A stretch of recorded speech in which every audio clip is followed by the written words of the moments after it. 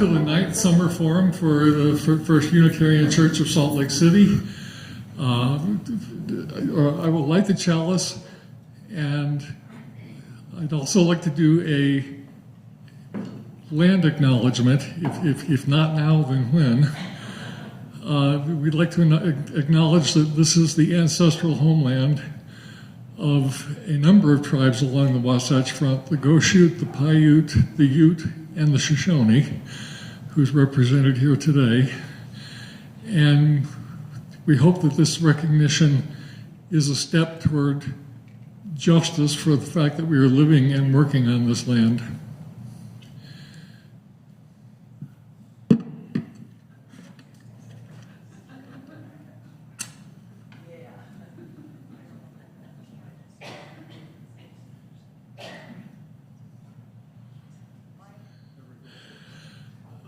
For those of you that were here last week, if we scared you half to death with the presentation on air pollution, today will be a happy presentation, good news.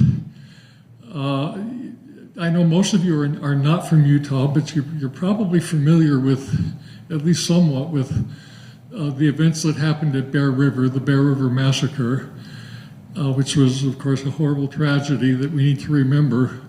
But it was also a homeland for thousands of years, actually. And we need to remember that as well, that it was a place of good camping, overwintering. The hot spring kept the river from freezing. It was a good place. Our presenter today is Brad Parry. He is the vice chairman of the Northwest Band of the Shoshone Nation. He grew up in Syracuse, Utah, just up the road here near Farmington Bay. So he was near the wetlands of the Great Salt Lake, and he's worked for the Bureau of Reclamation for 19 years, and now he works with the Northwest Band of the Shoshone as their natural resource officer. So he's gotten the ideal job for every 6-year-old. He's gotten to play in water for his entire life.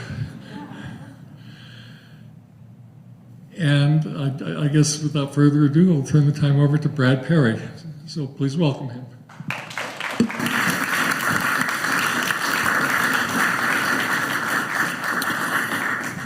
Thanks, Gene.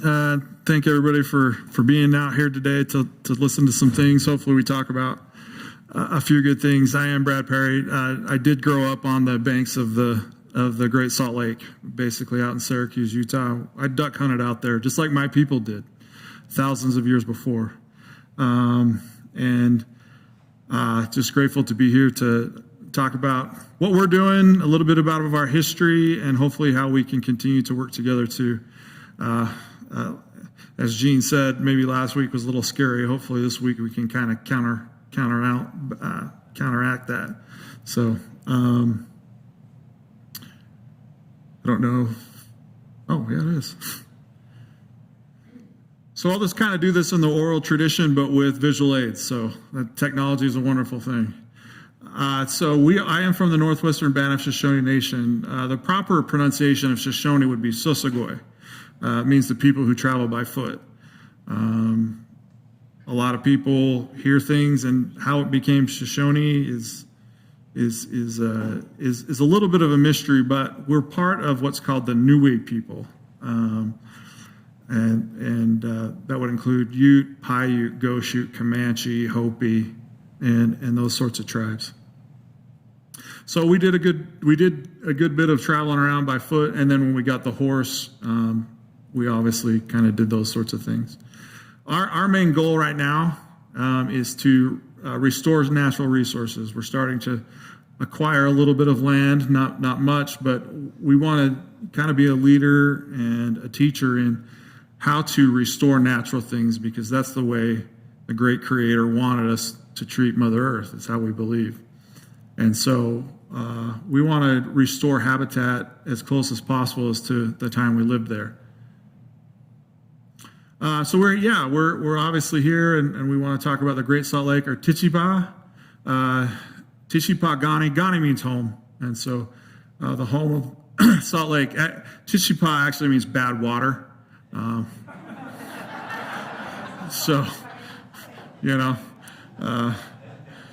if I wanted to be correct, I'd call it Onabit, Tichipa, Gani, which would mean white, bad water, or because of the salt. Even though it was bad water, it was very important to us. Like I said, I grew up duck hunting with my dad and my uncles and my cousins, as my ancestors did. They talked a lot about hunting and those sorts of things. They also cultivated salt, like Morton Rot salt does. That was a huge thing for us. It was a big thing for us to trade. It was a big thing for us to have. Since we wandered, we had to cure our meat. We had to have those preservatives. And what a wonderful trade item. Salt's still traded even today. And so this would be the old Tichipa, or bad water. So out of the Spiral Jetty, my great-great-great-grandfather was named Chief Segwich, and we'll talk about him in a little bit. His son was Dabotsi, which means cottontail rabbit, but his modern name was Jaeger Timbimbu. And they talked about camping out here, right at those areas that they're near Corinne and where the Spiral Jetty is. They would camp right on the banks of the Great Salt Lake, because my great Chief Segwich would hold, one of the chief's responsibilities was you had to organize events. Like, wouldn't the chief have a secretary? No, that was just him. He and his people would organize hunts for other Shoshone bands to come in, and they would do a rabbit hunt here. They would do deer hunting here. But they always knew where to go, because they would say, we're going to these north banks, these north shores, and they would camp right on the shore of the Great Salt Lake. And so the importance to our people is obvious. It's there. A few months ago, that they found the footprints out there, past Dugway, and you can just see for 12,000 years ago, when people were walking through and constantly meeting, and what a great landmark you could find. I was able to go out to Antelope Island with the state parks, and they were showing us some things they found. And some of the things that they found were obsidian. Obsidian's a rock that can be, that's created from hot lava, and there's a lot of it up at Lava Springs and different places in Idaho. But finding that there meant we were there, or our presence was there, because that's what we traded. That was one of our biggest trade items, because obsidian's not found everywhere. So I like to go out and see the Spiral Jetty, because I can stand there and be in a place where I know my ancestors camp. We want to talk a little bit today about, we're going to talk about today, I'm going to show in a little brief film clip, about 4 minutes, and you can kind of hear and see what we're talking about.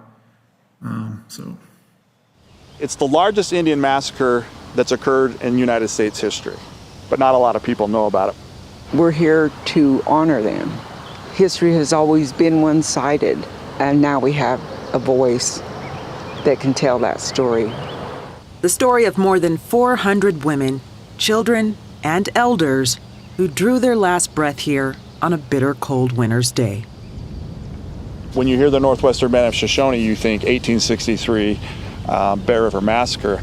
Historians say only about a quarter of the people from the tribe survived. We would cry, and we would feel the pressure and the weight of what happened here. We could feel that the bodies were trapped here, and that their souls were kind of trapped here. Now the descendants of those survivors are reclaiming their story by reclaiming the land. What does it mean to have the ownership once again, to go to the places and spaces that were once gated off or closed off because someone else owned this area? It's powerful. I've always felt like I was a visitor, and I don't feel that way anymore. It's a sacred place. Our people died here. We're fortunate enough to have our families live through it. So I think it's our responsibility to become the caretakers. They survived. And I would like to think that those types of feelings and those types of values were given to us, a gift of being more resilient, more determined than anything else to continue on. And hopefully we can give that to our children, That's our gift to you. So that's what she was talking about right there. Yeah, a lot of that foam and stuff end up in the river. Brad Parry serves as the project manager and vice chairman of the Northwestern Band of the Shoshone Nation. It's been extremely important to us to be here and to have this place. One that could be the site of a new cultural center, amphitheater, and interpretive walking trail if funding for Parry's plan comes through. It's a rebirth of the place, but there are significant ecological benefits from what we're doing. The ecological plan is to turn back the clock, so to speak, so the land can look more like it did when Parry's ancestors were drawn by the natural hot springs to camp here during winter months. We're quite literally just reversing irrigation, which we're not farmers, so we don't need to use the water like they do. They do a really great job here of doing that, but our people would have been used to trout flowing through these things. So you can see this today, no trees, no river water. Hopefully in 5 years when you come back here, this thing will be full of creeks and ponds and animals and different things. We'll have pushed enough dirt out of the way to let the water meander its own way back to the Bear River. That will clean the water, it will increase the water flow, water quality, and so everything that empties into the Bear River is taken back down to Utah. So this helps the Great Salt Lake because our water, without raising consumptive use, will be flowing back into the Bear River, so users downstream can use it. The first phase of the process is happening now, the removal of invasive species of plants. A Russian olive will take up to 75 gallons of water a day out of the system, and then what it leaves is pollutants of salt and sulfur. Parry estimates there are somewhere between 200,000 to 250,000 Russian olive trees here that need to be destroyed to fix water quality issues in the river. This is the largest polluter to the Bear River in the entire Bear River watershed, this section from up there through here. We're hoping that it's cleaner, there's more volume, it's better for drought control. The project is paving the way for a clearer path to what was, so the next generation can fully grasp what they can be. It's coming back home, and to hear the nature, you can kind of give a sense of how peaceful it is here, and what a really happy place it was until the event. Maybe this will give insight to the rest of the people that are around that it's possible, that we need to clean the water and we need to take care of what we have, what we've just destroyed.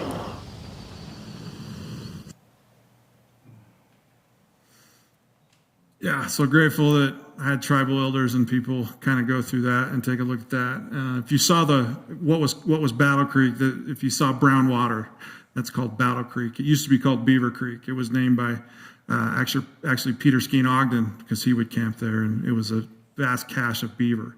We need to bring those back to change that water back, but the water won't be channelized like that. And so you can see the water, it's like, oh my gosh. And all the invasive species that are there, things that just aren't natural. And so I just want to talk to you a little bit about our culture, and that will kind of lead into why we do and why we think the way we do. As I said, that we refer to ourselves as the New Way people. We have traditionally lived in these areas here. We tell people from Point of the Mountain north over into Colorado and Nevada and Idaho and Wyoming.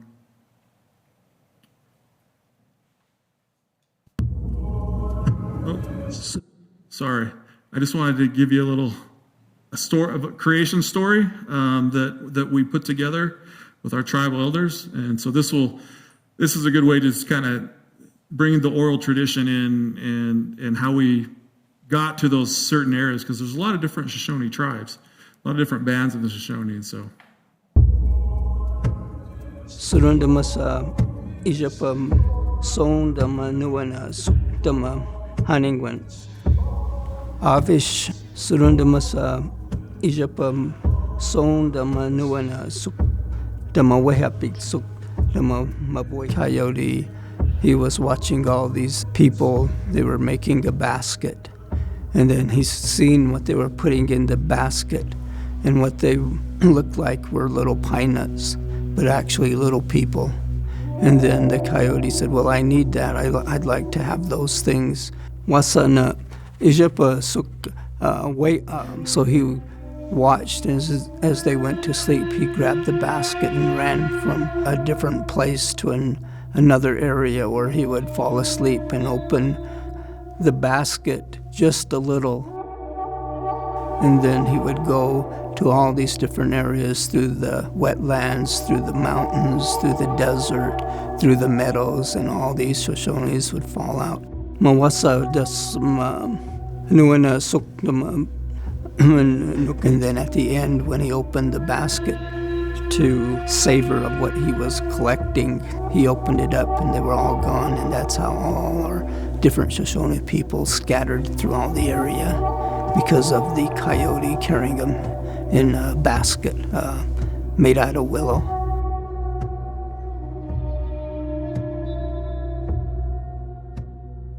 So that's our origin story, and it kind of leads into the map that we have here. This green map is something that we've had to deal with the federal government, with the state government, about northwestern band of Shoshone territory, and the green indicates that territory, just our band. There are other tribes, in northern Utah, western Shoshone in Nevada, eastern Shoshone in Wyoming. There's Lemhi Shoshone even further north. And so you can see the areas. Basically, in the treaty, this is what we ceded. We ceded over 8 million acres, between 8 and 9 million acres just of the northwestern band. Overall, the Shoshone ceded about 60 million acres to the federal government and were placed on reservations. We actually never went to a reservation. We refused to go to the one that they had set for us in way western Nevada because we didn't live there. We weren't from there. And so we continued just to kind of migrate. So a lot of people, it's interesting, Hookendeka, or root or seed eaters. And so people called us diggers. Which is interesting to me, because they carried the bows and arrows and were lean and poor and carried baskets of camas root. So natural, the seeds, the camas, the different plants. Choke cherries were a big one. We would gather those things naturally, and like any good farmer, when we'd go back the next year, we would give the field that we had interrupted a chance to grow back and do another field. And so the cycle of life and earth came through. It's just interesting that all of these early settlers had noticed that. One thing that we loved is sports, and this is called shinny, or basically it's lacrosse, the creator's game. And so you can see kind of a shinny stick. You would hold two sticks with the ball and run. So just kind of interesting things, when people think, well, what did you guys do? Well, we had fun too. It wasn't always just running around and picking up food. We had to have a good time, which I think is kind of why we're all here today. I just want to talk a little. I could go all day on plants and things, so I cut myself off at 2. But a couple of the most important ones, the cattail or CP. It is used in everything. You can take the bulb there, and what the women would do would take it and put it in the diapers of the babies, and they would line their konos or cradle boards with cattails because it was very warm. They made dolls. We still show people how to make dolls out of cattails. You can also eat them and get a powder or a flour from them, and so that's one of the plants we're going to grow back at the massacre site. There are some cattails there, but there would have been enormous amounts for us to survive, and so that's one of the biggest ones that we want to replant. The next would be the willow or the suhavi. As the tribal elders talk to me about this plant, they explain it as the woman's plant because it gives life, it gives order, it sustains. And so this is one of the most sacred and important plants that we have.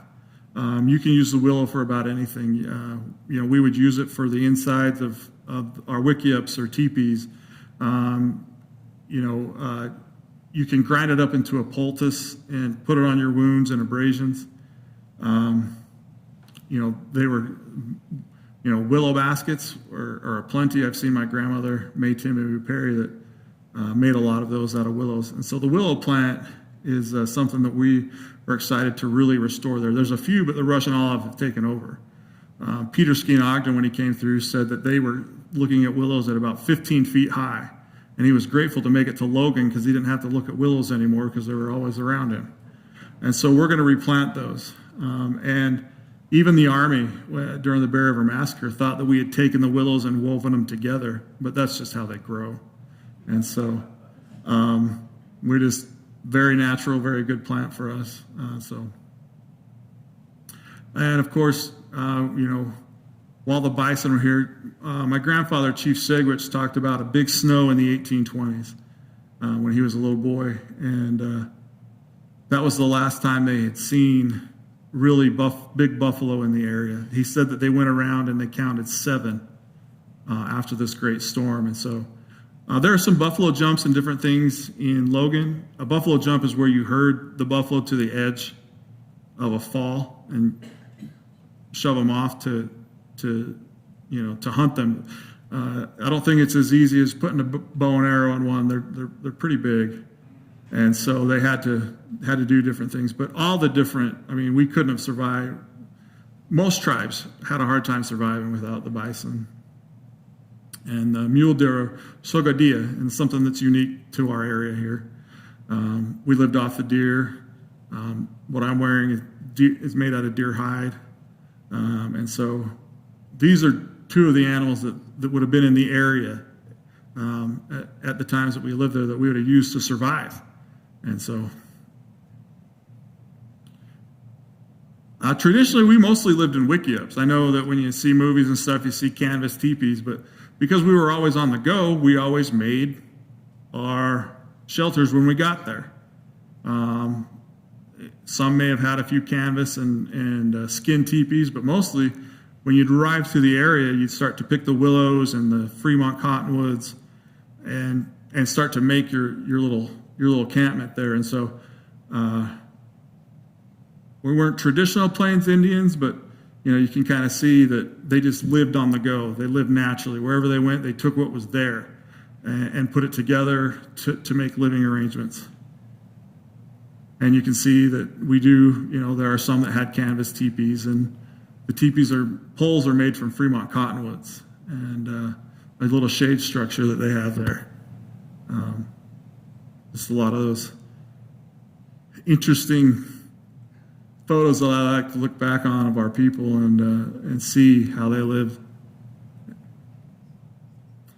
Here's my grandfather I've been talking about. If you go over to Trolley Square and you're walking around the top there, they have all these different historical people of Utah.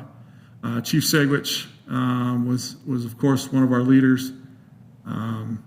He did have to lead his people through a massacre and a survival, and ended up at Washakie, Utah. If you know where Nucor is, about 4 miles north of that is what we call the Washakie town site.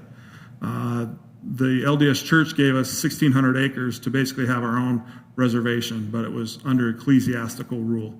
And considering what we went through, we thought that was a pretty good trade. So we lived there from the 1870s until about the 1940s. So the Bear River Massacre. This map is called the J.H. Martineau map. Martineau was a map maker in the LDS Church that arrived a couple of days. He had seen the area, but arrived a couple of days after with people and drew his own map. We didn't know this map existed until the late 80s, early 90s, and it was brought to us. One of the first maps we'd ever seen that was drawn within a few days of the massacre. Sadly, on January 29th, 1863, we did encounter the Army from up here at Fort Douglas. Prior to that, people always ask, well, what precipitated this? I'm like, I don't really know. There was a lot. The settlers were expanding. more people were coming west on the Oregon Trail. There was a lot of gold and different things. And so our area just kept getting smaller and smaller. And of course, there was run-ins. And there was a particular run-in where these miners got robbed, and they came to Salt Lake and told Brigham Young, and they actually went to the Justice of the Peace at the time, and the Justice wrote out arrest warrants for the 3 chiefs, Sandpitch, Bear Hunter, and Segwitch. And so the colonel, his name was Colonel Patrick Edward Connor up here, who was leading the volunteer army from California. They were stationed here at Salt Lake specifically to watch the Mormons. That's what Abraham Lincoln had wanted them to do, because they didn't know which side they were going to fight on during the Civil War, 1863. And so these fellows who thought they were going to go fight for the North got stuck here. Edward Connor, who became a general, General Connor later wrote he hated 2 things, Indians and Mormons. And so, other than that, he was probably pretty good. But just a couple of hatred things. But when he received that, his charge was to keep the overland mail and the mail routes clear. And they had been there for a couple of 3 years. Nothing. They were doing basically nothing. And so he said that he didn't want to deprive his men of a little Indian killing, a little Indian fun and killing. And so he told the Justice of the Peace, I'm not bringing anybody back. You can come with me if you want, but I'm not bringing anybody back. Brigham Young heard that and sent Porter Rockwell to sit with the colonel on the drive down, because the colonel was extremely afraid of Porter Rockwell, apparently. And Porter guided them to Franklin. And we knew they were coming. It wasn't, he talks about how they sneakily came upon us and this sorts of things, but we knew they were coming. Chief Segwitch was an early riser. He got up the morning of January 29th and knew that they were there. And he and the other chiefs were going to go out and negotiate with the Army, as they had done before. That was standard operating procedure, is to negotiate with a small band.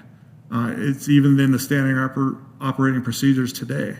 The Bear River Massacre site was used in a paper out of Fort Leavenworth as an example of what not to do when engaging tribes in Afghanistan and Iraq. They used our example of, you don't do this, you negotiate and do this. And so more and more people are finding out what we're doing. But they left the rest of the camp sleeping. They told people, don't worry, you don't have to get up. We'll have this settled before you guys get up. As they got up and saw the steam on the bluffs, they started coming down. And as they started coming down, he could see that they were starting to shoot. They were angry, and the chiefs just realized they're not here to negotiate. And so they started to wake their people up. Now, right before this, we're camped in this area because of a tradition that we call warm dance.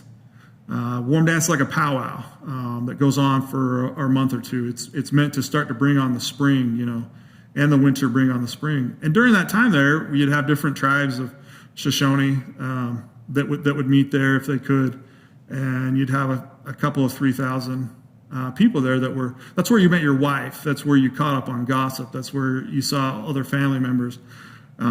They had races, horse races, foot races, a lot of hand games and gambling, and just a good time. It was such a happy place. I imagine that people look forward to going there. The reason we camped there is because it's full of hot springs. A lot of the local accounts from the settlers said, the Indians camp on ground that never has snow because it's thermally heated, and so their teepees would be warm inside. And so what a wonderful place to go.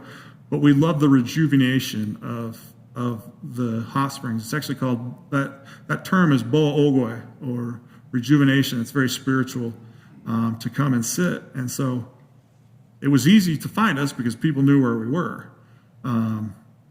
And so we had all of these people. A few days before, certain tribal elders and medicine men were having dreams about this atrocity. And so people had started leaving. Other bands had started going back to their areas. And so we were left with about 600 people of our own Northwestern band. Now, of that, 115 were considered males that could actually fight. So about a sixth of our people were able to defend the area. We had sent another number of our younger folks to go look for more food because we had just held this large powwow for a couple of months and we were down on meat and food. And so they were gone. So we were left with women, children, older men is really what we were left with. So as they came down, they just started to massacre our people. The chiefs always camped out in the open so they could see everything. They were exposed. And they told our people to start running north there was a canyon there that you could escape out of. The chiefs were so successful in drawing the cavalry to them, they had one volley. That's how many bullets they had. They had enough for one. And they killed 14 soldiers and sadly 5 horses.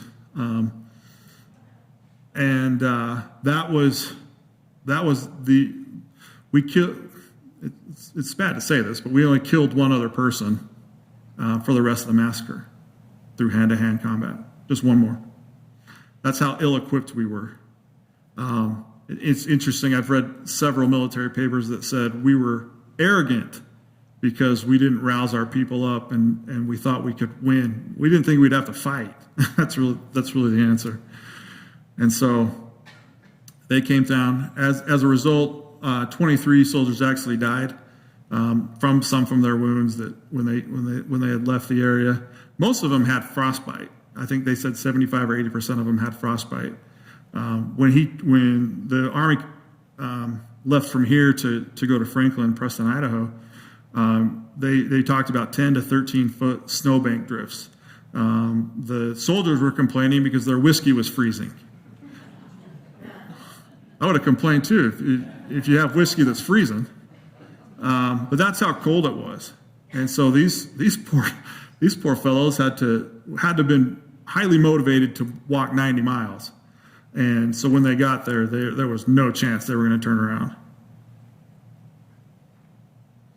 Some of the people that were survivors from the massacre, because chaos just started to ensue. One story is of Anzachi. Anzachi was a young woman with a baby and ran for the river and made it. She got into the river and knew where the warm spots were. And when she got to an overhead bank, Anzachi got underneath there and was holding her baby in the cradle board. But her baby started to cry. And she had found several other women that were hiding under there too. And they were worried about the soldiers, so she let the baby go to save all the people that were around her. Anzachi survived. She's down here in the corner. And there are 4 generations after her that she was able to tell her story to and kind of share that horrific moment. But she survived. Chief Segwich. Segwich means speaker or orator. Probably a good thing for a chief to have. He married Chief Bear Hunter's wife afterwards and took on those kids and different things. Segwich was running around after they'd started hand-to-hand combat and grabbed onto a horse and got on. And Porter Rockwell and a man named John Comish were watching through an eyeglass telescope and saw him get shot in the hand and fall into the Bear River. And John thought his friend was dead. And so did the colonel. The colonel reported him as dead. But Segwich showed up later at Mr. Comish's house to get his hand bandaged and kept going back and forth, checking on his people. And he was a big teller of the story. This is Frank Timbimbu Warner, or Bishoop. It means red clay, the red clay that you see. He was in a Kono. He was between 2 and 5 years old, and he was still in his Kono. And his mother, Chief Segwich's wife, got shot directly in the heart, killed her instantly. And the bullet went through the Kono and lodged a little ways into his back. He said he carried the scars, and a lot of the people that he would talk to about it, he would show the scars that he had done.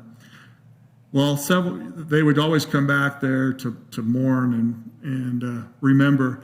And so Bishop is standing at the exact spot he remembers his mother being killed. And so through modern technology, we took this photo, and we have a wonderful videographer in the tribe that has a connection to Zeiss lenses in Germany. And we ended up giving them a call and saying, here's our photo, what do we do? How do we match this? And they told us, well, first of all, you guys are looking at it backwards. And so then we turned around, and within about 20 feet, we know where that photo is. So that was Chief Segwich's teepee, because she was killed in her teepee. So I can go to that spot right now and stand there. But he was a big teller of the story. He was also the first of our tribe to graduate from college. He came back and taught our people how to read and write. Yeager Timimbu, or Dawitsi, he is my great-great-grandfather. And these are the stories my grandmother used to tell me, because she lived with her grandfather until she was 19 and he passed away. He was running around and found his grandmother, and he and his grandmother laid down on the ground and played dead for a couple hours. He was getting a little restless because he's 12 or 14, and looked up, and a soldier saw him and came over and pointed a gun at him and did it 3 times but never fired and walked away. Afterwards, his grandmother apparently chewed him out really good for not listening to her about keeping his head down and his eyes closed. So, my grandma will look at us and say, yeah, no, grandma, well, whatever you say, But he told the story a lot and helped our people survive. This is my grandmother, Timimbu Parry. She's been recognized a lot over the last few years as a storyteller. She's the one that kept the story going. For a lot of years, it was called the Battle of Bear River, and she would always tell me it wasn't a battle. It was a massacre. It was a massacre. And just wrote letters and talked to whoever she could until Congress actually changed the name to the Bear River Massacre. And that was her life's work, is to tell her people's story. And that's kind of my life's work now, is to honor what she brought to us. She brought us so far, now we have to go a little further.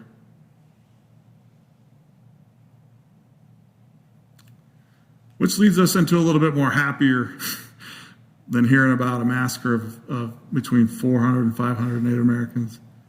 The Wuda Ogwa Land and Habitat Ecological Restoration Project. Wuda Ogwa just means Bear River. Wuda, Bear, Ogwa, River.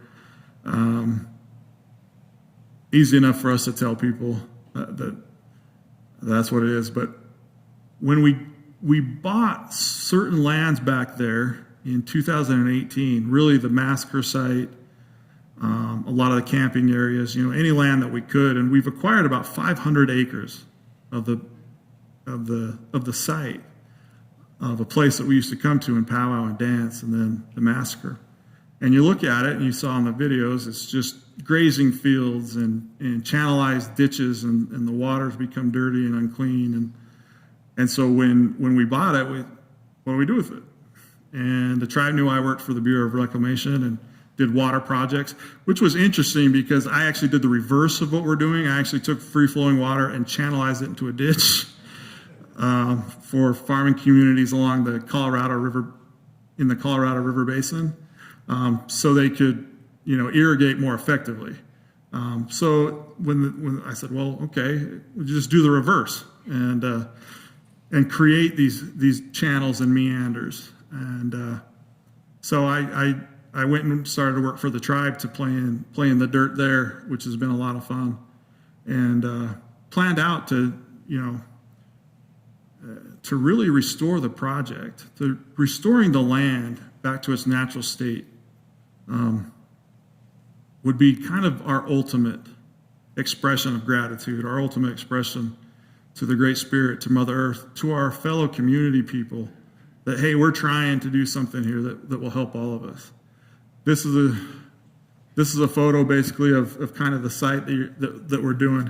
A lot of these Russian olive trees have already been taken out. And these, we're going to have a volunteer planting day in November. And these are some of the areas we'll start to plant trees. We have 4,000 trees to plant this fall. We have about 150,000 to 200,000 trees and plants that we need to plant overall within the next 3 to 5 years. So this area will look totally different. The bluff in the background, that's where the soldiers came down. The campsite was where these trees were here. Segwich was camped out over here with Bear Hunter. And you could imagine there were 70 teepees that the Army wrote about, or wickiups. There were 4 canvas teepees, and the rest were wickiups, and they burned them all except for Chief Segwich's. Chief Segwich's was full of holes. Grandma used to tell me her grandfather would take a leaf from a tree and poke holes in it and say, "This is what our teepee looked like after the massacre." So a lot of different things happened here, and it would be unrecognizable to our people today, this area. This is where we started. This is, when I was asked, well, how do you do this? Well, we had to get started on, well, what do we do? These lined areas, purple lined areas, is where we're removing Russian olive trees. We have a lot of different riparian restoration along the Bear River corridor. Our sacred hot springs, which is sunk down into just a small spot, is right there. People always ask me, "Did you go sit in them?" I said, "No, because I measured the temperature." Me and another biologist were sitting there holding on to each other in a tree in the middle of January while we're taking this sample. And he brings it up and he says, 190 degrees. And I just thought, why are we doing this? I knew it was hot. I didn't even know exact temperature. So we had, there's just a lot of different things there. And this is really how you start a project. You just identify. And our biggest thing is removing invasive species, or not natural, and replace them with natural.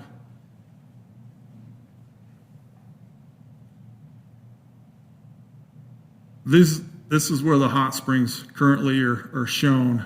They would have been hot pots all through the land there. It's been overgrown by Russian olives. You can see the banks that are falling in, all really bad for the Bear River and for users downstream.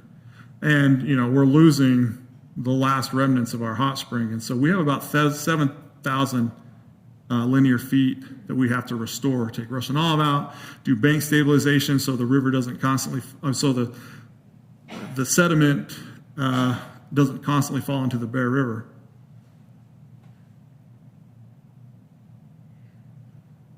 This is what we call the horse corral. Our horses would gather in here in the wintertime because you could manage it because it had a natural barrier on 3 sides. Today it's overgrown with Russian olive, and that picture does not do it justice for what's there. When we talk about a couple 100,000 Russian olive trees, that's literally, when you're down in there, that's all you can see. And we need to take all of these out. When we did our research and we were talking to experts, they said, yeah, each one of those trees, because they grow up like this, and then you'll have another one like that. So each one of those strands takes about 75 gallons of water a day to survive. And it just takes it straight out of the system. You can't eat the berries.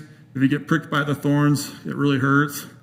The only thing it really is good for is bird habitat. And so we're learning that as we take these out, we can weave them back together for bird habitat.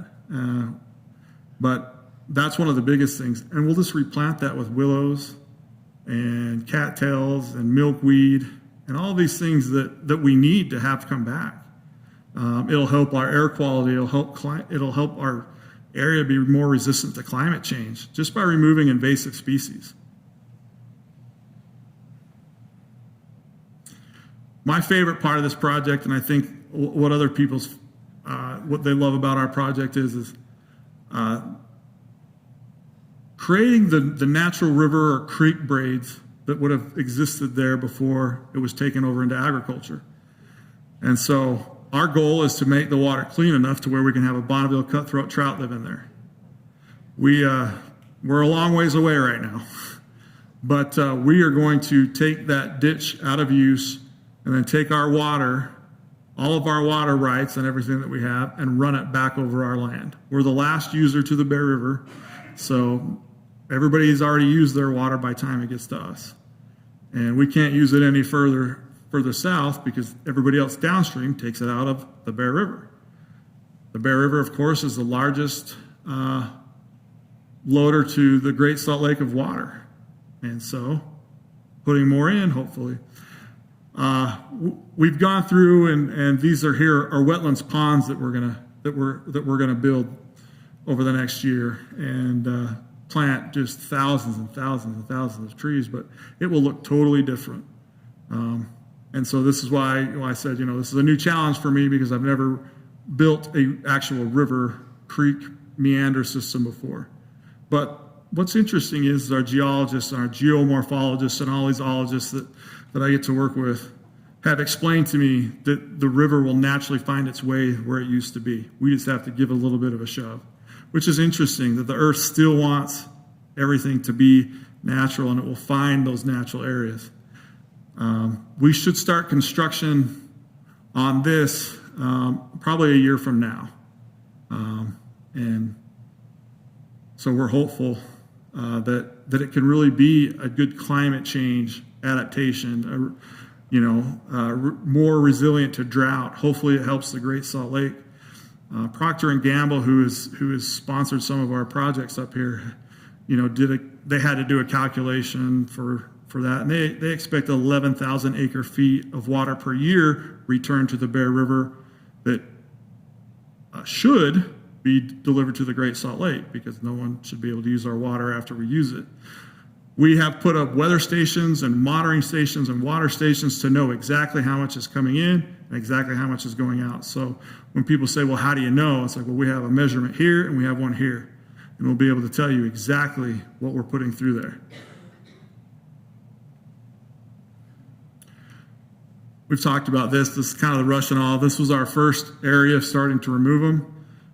You have to let them dry for a year and then burn them. When you cut them, we use the crew out of Utah State. It's called Utah Conservation Corps, and these kids volunteer from all over the country to come in and get credit for program management and get a small stipend. And when I say small, it's small. They camp on the grounds. They live there out in the open of where they're working. They have very little overhead, so they're exceptionally good at their job, because they do it all summer. They learn how to do that thing, and they're very quick. And what they've taught me is they take off the limbs and branches and then cut down the stump, and they have to treat the stump through a herbicide that they paint on. But if they don't treat it within 30 minutes, the tree starts to regenerate, and you have to cut it even lower and start the whole thing again. 30 minutes and that tree starts to regenerate. If you pull it out from its roots, all the berries will fall, and you'll actually get more trees that grow. So this is a hard plant to get rid of. And so when people, that's all you're doing up there is invasive, like, yeah, learn a little bit about it, and then you'll figure it out. Because I get a lot of phone calls when I say, we're removing 250,000 trees. Why are you removing all these trees? Trees are good for the air. And I'm like, not this one. I'll plant more trees, but this one is not good for us. I saw a lot of these same problems when I worked on the Colorado River as well. This is a section last year that we took out. You can see up here all the things that we did. We're just getting now to get to a place to burn those. And I honestly, I couldn't see that river before, or you just couldn't see it. And now it's open, and this is an area where we'll be planting trees, a lot of cottonwood trees through that area. The cottonwood and the natural trees will overtake these invasive species, whereas the farmers and the irrigators, and let me tell you what, those people back in the 1800s did a wonderful job of creating digging a ditch system with shovels and getting their land to be fertile and cutting down all of the natural brush that was there so they could do their farm work and their grazing land. Well, now that it's ours, we're just going to go backwards. And so that'll be a lot of the areas where we have natural that break over the unnatural. So above is what we took a drone flight and took a photo. That was a couple years ago before the Russian olives were out. But the bottom photo is what we like to focus on. This is what we plan and hope that it looks like. So about 350 acres of this. Good clean water, a lot of beaver dams. beaver dams are really good for cleaning the water. It checks it up. It makes us run around them. It filters it. And if I see a beaver dam, that's where I'm going to go fishing. Because the pools begin to get bigger and have bigger fish. So hopefully we can match our goal here. Wetlands. I know that we've talked a lot about wetlands. Joan is talking to me a little bit about the Bear River Refuge wetlands and how an inland port's coming in, and there are several wetlands in the area. And wetlands are important. You can't have good, clean air. You can't have good, clean water without wetlands. And animals come to wetlands. And so we are doing at least 15 acres of wetland creation and restoration. The U.S. Army Corps of Engineers, who were working, you have to work with everybody to get permits for everything, told me that an acre of a wetlands pond translate out to about $60,000. So if you want to trade an acre of wetlands, it's going to cost you $60,000. But they didn't pay us $60,000 to create it. They were just happy to give us the permit. But we're excited because that would have been an area where there would have been a lot of ducks and cranes, deer, and fish, and most importantly, eagles. A lot of eagles live there. We have one there that has a nest, and we're hoping that he can get a few friends. So he's been kind of lonely. We're working with Utah State University. They have game cameras set up all over the area right now. And before we started any of our projects, to see what animals were there. And as we continue the project, they'll tell us what's coming back. More things and more things and more things. Frogs were a big one that came back this year, which we were excited about. Also, this area here, when we were doing our walkthrough we were partnered with the University of Utah also in their anthropology and archaeology department. And their department head, Dr. Brian Cotting, had us go out there, and we were just, you walk through the ground and you look for signs of anything. And he stopped. And I couldn't see a thing, and he picked up this little projectile. It was green, and it had cuts in it. And I said, "Oh, what do you think about that?" And he says, "This is 3,000 years old. It's called Elko chert. It comes from a specific mine in Elko, Nevada, that they used 3,000 years ago, apparently." The University of Utah has passed the first couple of tests to back up their hypothesis, and they still have the little projectile that they will. And once they come out with that, we'll be able to start telling people, we were here a lot longer than the few years you thought we were here. Interesting that just walking around, as many times as that field has been plowed and people have gone and looked for artifacts there, and as many times as we've walked over, there's still something new to find. This is what we want acres and acres of, is these wetlands and these cattails and the natural grasses. That's how you know you have a good ecological environment. We have a few acres here and there, but it only reminds us of probably the larger scale that it used to be on. And I talked about beaver dam analogs. This poor guy worked hard and built that back up. That the landowners before us, when they saw a beaver dam, they used dynamite to get rid of it. Farmers, for some reason, don't think water can pass through a beaver dam. And I don't know why. Water's undefeated. And this year, when we had the high snows and the high runoffs and everything, we went back afterwards to see this because we knew that we had 2 ditches, 2 culverts that were just blown away by the runoff. And sadly, a lot of our little beaver friends lost their places too. And so that's another thing we have to restore for is these high flood events. What we're creating will actually be able to handle about 1,700 CFS. This was destroyed, and our ditches and stuff were destroyed with about 400, 450 CFS. But we'll be able to handle that water and put it back into our natural system, and so it's not destroying nature and different things. We were grateful for the snow and the water. Yeah, it put us back probably a year, but that's okay, because we'll take it. And that's really kind of the project. Just really, honestly, we've been there for so many thousands of years. For such a long time, it was such a happy place. You know, you go fishing with your dad, or you go out and you hunt, and you're with your friends and with your family every day, and you're communicating, and you see your cousins come in from the eastern Shoshone, and you have friends there and family, and I'm sure they looked forward to it. In fact, I know that they did. And to where we are now, unfortunately, we had the Bear River Massacre that happened there, and that's what's really remembered at the site, something horrific. What we want to do is change that narrative so we can teach people, first of all, here is how Native voices talk about land restoration. You know, people, all the biologists and everybody, oh, this is great for the ecology. Yep, it sure is, but it's great for our spirit as well. And that's probably the biggest thing, is because now we can take better care of the land, and we can show people, hey, you can do this if you have. I know that every farmer and farming community doesn't have the acres to do this and doesn't want to use their water this way.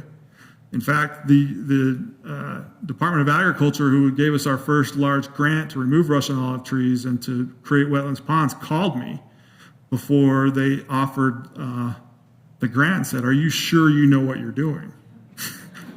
Yeah. I gave them a little bit of a background, and I said, by the way, you guys hired me right before I went to work for the tribe, so I pretty much know what's going on. But what they meant is they've never seen a water district or a tribe use the water in this way. It's usually for, consumption of fields, stock water, and trying to make your water as monetarily valuable as you can. Where we just said, no, we'll put up our water to back the whole project. And they were pleased when they found out that we knew what we were doing, because these are the types of projects they want. But it just said something to me that's like, we really need to tell more people about what we're doing, because they're excited when they figure out what we are doing. We've gotten several grants over the last few years to where we're almost fully funded for all of our ecological restoration. You know, we had talked about up there at the site, one day we hope to build an interpretive center and walking trails so people can come around and see what we've done. We just received a National Science Foundation grant with the University of Utah and Utah State to publish and put together all the documents that we've been using from beginning to the end of the project and how we did it. And so that will actually get to be published. And those folks that are working with us will be able to talk about Western science and all the different ways that community helps us. Somebody asked me once, they said, well, what do you do if you have a contractor that doesn't see your vision? I don't hire him. That was easy, you know? And the kid sat there and he's like, well, I want to do my thesis on the challenges you have with contractors that fight you on what you're building. And I don't hire them. We've hired people that want to help us. And that's what we're doing. And so we want to give them an opportunity to help tell their story. You know, it's funny, me and the tribal elders will be sitting there and talking with one of our biologists we love. His name's Bob. And we said, well, yeah, that's cottonwood. And he just starts naming all of these different things. And we just start laughing. He says, what? And I said, you got 10 different names for that tree. We just call it a cottonwood. Because they said, well, let's weave Western science and tribal knowledge. I said, well, the first line should be, you guys make up a lot of words for stuff, to whereas that's a tree, that's a juniper, don't worry about it. And, and Ogwa, river. Any river is called Ogwa, Bia Ogwa, big river. Snake River is called that. The Bear River is called that. The Green River is called that. And, simple. And almost to the point where if you look at it, it's really simple once it gets going, just to maintain the natural order of different things. We do hope we get an interpretive center there. I actually thought when we started this, that the interpretive center would be built way before the ecological restoration. But then people started to find out about the Great Salt Lake. And people started, and it, because of you all, brought attention to a serious problem that we all knew we had, but the rest of the country didn't understand. And a lot of the people that live here don't understand. And a lot of the people that downstream don't really care that we have. And so that in turn led us to be able to work with the Bear River Commission, to work with the Bear River Bird Refuge, and all of these different, Utah Nature Conservancy, Sageland, Collaborative, all these different agencies that are looking out for the Great Salt Lake, and have them help us prepare grants to do our project. And to the point where we're telling people, you know what, we've got a little too much money right now, which is an awesome problem to have, but I'd like to finish a few things before I apply for some more. And this will definitely be finished before a nice building will be there. And hopefully we can have people come out and learn about our people and our traditions, and how we really feel that the natural way will help sustain us. But no, I thank you for letting me come today, and that's kind of what we have. So.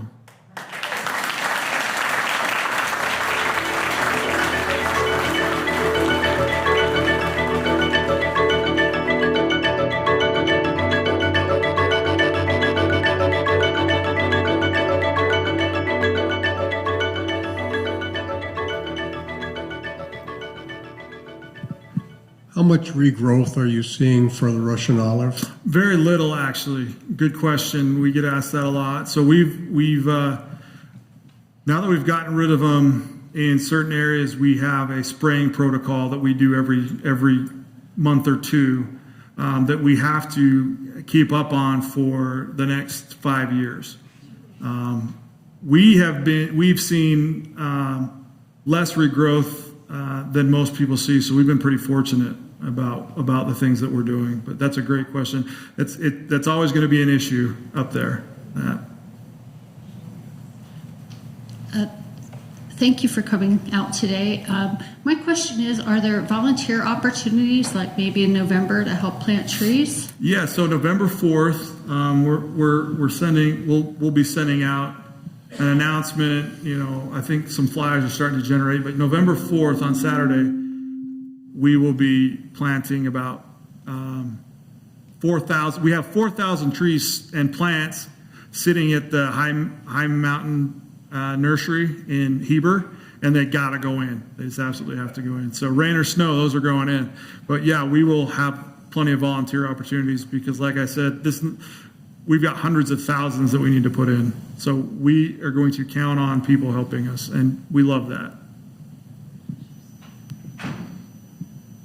My name is Paul Carpenter. I grew up in Cache Valley, and I really liked your presentation today. Thank you. I remember I first heard about the Bear River Massacre maybe 5 years ago. I grew up, and we never heard about it when I was in school in Cache Valley. I left when I was 14, but and so it was your grandmother basically that helped bring forth the whole history of the Bear River Massacre. Is that what I'm understanding from you? That is correct. Yeah, that was kind of her goal and mission in life. And she did, I miss those days when she lived right across the street from the high school that I went to. And I would go over there a lot of times for lunch or for a nap. And she would always wake me up for practice after I needed to get there. She didn't care about school, but I had to get to practice. And certain times when we were there, she would just talk to me about it. And I remember her she's testified before Congress. She's met with secretaries of Interior that have come out. But yeah, she's really the one that kind of just fought off everybody and kind of forced it to be recognized. Was it the settlers that planted the Russian olives then, primarily? Yeah, we actually, interesting, we were talking to an older couple up there that is really supportive of our project, and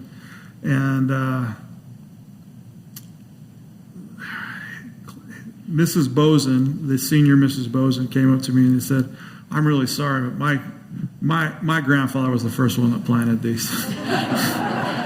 We said, "That's fine. We won't hold it against you." They used them as windbreaks and as property dividers, and just didn't realize that they just regenerate so quickly. You're planting cottonwoods, so I'm curious, how much water does a cottonwood drink? So a cottonwood will take a certain amount of gallons out, but it'll put it back in. It comes in, does all that stuff, water, sun, and then puts it back in there. It actually cleans and filters water as well. And so that's why, you see these native plants and you wonder, how did everything survive? And then you start to learn about how the plant interacts with water and sun and stuff. So it doesn't exactly take away from the system to whereas it takes it in, it releases it even cleaner than when it came in. I'm not a full-on biologist, but that's what my guys tell me. So if they're lying, they got to be in big trouble. But I think they're pretty straightforward on that. Good question, though. Up here in the balcony? Yeah, hi. Thank you for speaking to us. Question, what was the date that 8 to 9 million acres were taken away from? So our first treaty was in Box Elder. It was in July of 1863, the Box Elder Treaty of Peace. The treaty that ceded those lands is called the Treaty of Fort Bridger, and I believe it was in July of 1868, maybe July 27th or 28th. I just know that it was the Fort Bridger Treaty of 1868. Chief Washakie, who was the principal chief of all Shoshone bands, signed on all of our behalfs. And the guys, the superintendent of Indian Affairs back then, his name was James Doughty, and he created back then what was called the James Doughty map, and he just drew circles around those things. And so it was later on when we had the technology, we estimate millions of acres. Sadly, this was at a time in which we were trying to emancipate African Americans. Yes. And to have this happening, so terrible. Follow-up question is, how many acres are now available to be reclaimed? So for us, we were never given a reservation, and so we have a little bit different argument with, we've met with Senator Lee, we've met with Senator Romney. Senator Lee was surprisingly supportive. And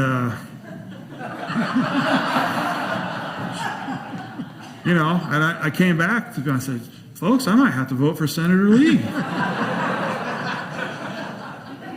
Because we did make a proposal of, hey, we were never given a reservation. The Wind River has 1 million something acres. Fort Hall has 1 million something acres. They did put 2 different tribes on each of those lands and tried to give us 115, I think, out at the Carlin Farms in Nevada. And we just never took, we just know. And so and because of the Civil War, all that kind of fell through. And we are petitioning to try. The only land that we can petition to get back would be federal land. There's some Forest Service land between where we ended up at Washakie and the Bear River Massacre site and the Caribou National Forest that we have talked with our state leaders about possibly making a case to go before Congress to have some of that federal land turned back over to us, just so we have a home base, just so we have a land. The Bear River Massacre site that we own is about 500 acres. We'd like to buy several more, depends on landowners. The land that we own at Washakie, where we ended up, where our cemetery is, where a lot of the people that I showed you today, they're buried there. And so we have 189 acres. So as a tribe, we have two different land spots that we have that's still less than 750 acres. And so there's land to do it, but the process is just really hard. And so thus we have to meet with those people and have them help us, get this sort of thing through Congress. And so that's what we're going to try today. But yeah, it's hard to get land back unless you purchase it. We've purchased the land at the Bear River Massacre site. There were 30 or 40 acres that were donated to us in the 1990s, but everything else we've purchased with the money that we've brought in from our own businesses and different things. And so that means even more to us that we had to go out and actually buy our land back. It's my understanding that the site that is now the commercial hot springs, Crystal Hot Springs, north of Brigham City, was a kind of a spot not only for the Northwestern Band, but lots of tribes to come together as a peaceful site. Is there any plans to purchase that, either by the band or by More than one tribe? Maybe. I haven't really. There was talks about it several years ago, and I just don't know where it went. We know that was a wonderful area. Like you said, a lot of different tribes knew about it and camped there. Because our focus has been so much on the Bear River Massacre site, we haven't really seen beyond that until we get these things done. But I'm sure that will be a place that we hopefully can negotiate with people in the future. But they're doing a good job of running it right now, and so hopefully in the future we can look at some of those other possibilities, because there are hot springs all through those areas there. Thank you for being here. When you purchased this land, I assume you got water rights, and could you tell us how many acre feet, and has it changed, or is it still the set amount? Is that what you own there? So what we own there is we're to be delivered 6 CFS, which is thousands and thousands of acre feet. So we have 6 CFSs delivered to us.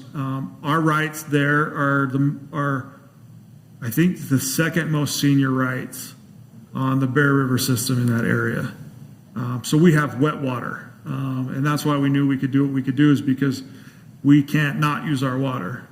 We're the last user in the system before anybody else takes it back out. And so, all of this has been planned around 6 CFS. And currently, we think we're losing about 3 CFS right now to the trees, to the seeps and side hills and banks and all the different ways that you lose water that don't get back into the Bear River. And so we've used that as hopefully we can measure exactly how much is coming in and hopefully climb that number from 3 to 4 to 5, maybe even to 6 returned back to the Bear River after its use. Hi, thank you so much for your presentation. I know that Salt Lake City is currently looking at the Warm Springs site, and I just wanted to know if that was part of your cultural homeland, and if you have any input or opinions or involvement with the development of that area. Yeah, so we know about it. It would have been an area of ours. You know, anytime there's warm springs and springs, you're going to have wetlands and different things. And so it's an area that we know. The state has actually been extremely cordial with us, and we've met with, all of their organizations. I was even allowed to sit down with the entire Bear River Commission and talk about these sorts of things. The lieutenant governor and the state engineer, Teresa Wilhelmsen, were in my office 2 weeks ago in Ogden to talk about some of these things. And so we're being listened to.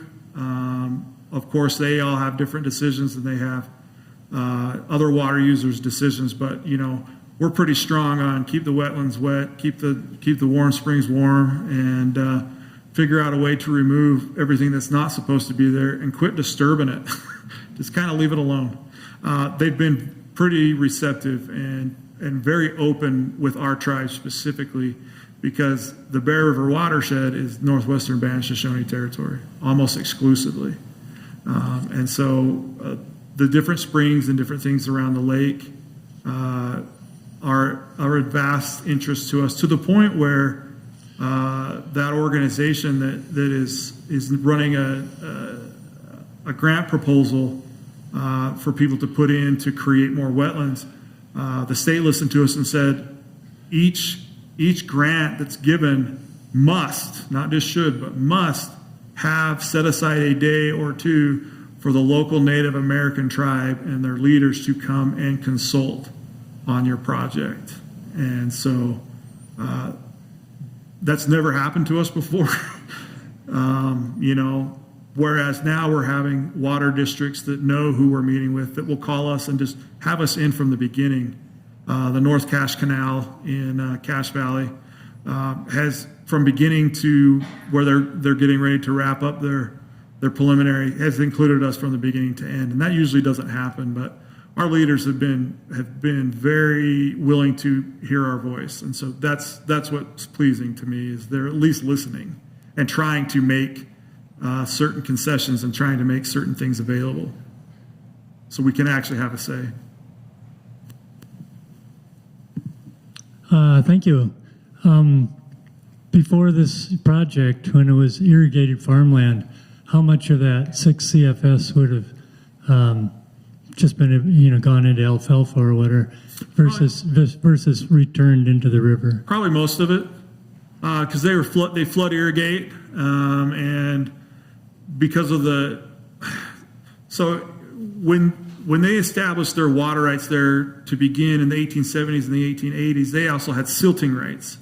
And so they would let the silt build up and then run it over the project. Through our testing and core sampling and stuff, we got about 7 feet of silt from the top of the ground to down where you would get into where the water could enter back into the Bear River system. They haven't maintained their ditches. They haven't maintained anything. I mean, people, when they ask me, they're like, well, why are you putting in piping in these laterals? And I said, well, when we saw the horse, we rode it. When we found out about the gun, we used it. And now that we have pipe, we'll put our water in it. And so we really are looking at the places where, and this is where my job came in, is I could instantly go out there and tell you, you're not returning water to the system. And because they were the last users on the Bear River, they didn't really care, because they got to use the water. But a lot of flood irrigating and pasture and grazing land. So very little of that would have gone back. And the Battle Creek for I think 8 or 9 or 10 miles it's actually in violation of the Clean Water Act. The water's so dirty. That's one of the things that we have to battle, and we have to hopefully work with our upstream neighbors. Is this the largest sediment loader to the Bear River, which is a big problem, and so we're working on that. Procter and Gamble, when they came out and did their calculations, kind of said the same thing, and they said we conservatively say that you'll get back 90%, and that's a conservative estimate, they said. So hopefully those guys' calculations are correct. But yeah, we are using pipe and a diversion structure and technology and electronics to make sure that we can force the river where it goes. But those are necessary things so we don't lose our water. And I encourage farmers to put things into pipe. I guess the follow-up is, it seems to me that the state of Utah should buy other farms along the river and recreate your project. Yes.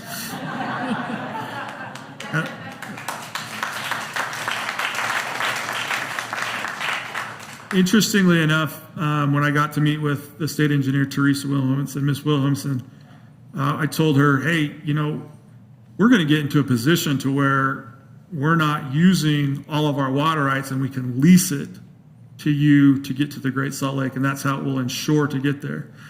Now, the problem comes in is because it's an Idaho water right, but we're 7 miles north of the Utah border, right on the Bear River. She is currently trying to set up a meeting with the Idaho State water engineer to see how we can restructure our water rights so we can lease it to the state of Utah.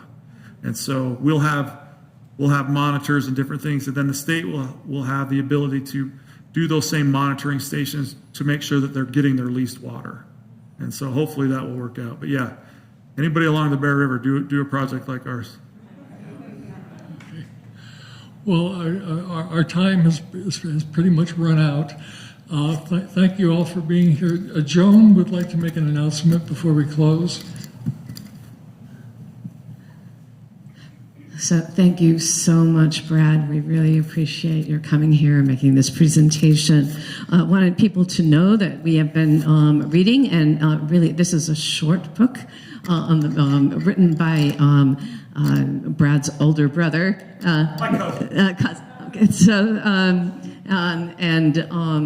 Darren Parry, and 100 pages worth of the book. We are going to be discussing it this Wednesday, August 16th, and Sandy Hardy and Amy Brunbond are leading that effort. And I want to make sure people know that the Utah Inland Port Authority has, in its lack of wisdom, chosen the Bear River Migratory Bird Refuge as the location of its next inland port. And so the area, right, not inside the bird refuge, but right aside of it, like half a mile away from that spot. And so on Thursday, that was in my mind before, the 17th at 10 a.m. at the state capitol, there is going to be a press conference and about this, and they are going to be voting in their meeting on Monday, the 21st, I believe, of August. There are flyers about the book, about the inland port travesty on the table in Elliott Hall that you can pick up. And then, as Brad mentioned earlier, the November 4th, we've got Lisa Mountain has been working with Maria Moncoeur at Brad's office to arrange for us to be there and for as many of us as possible to volunteer to help plant those trees. And you want to be there to do that. So come check with the environmental ministry team at our table. And I want to thank Steve Hardy, Sandy Hardy, and Lisa, and other members, and Jean, for being part of the group that invited Brad and has been doing this work surrounding the Bear River restoration project. And because the Bear, the Weber, and the Jordan are the three sources of the water to Great Salt Lake. And if we are going to restore our Great Salt Lake, we're going to need to learn everything we possibly can from Brad and his project. So thank you very much, everybody.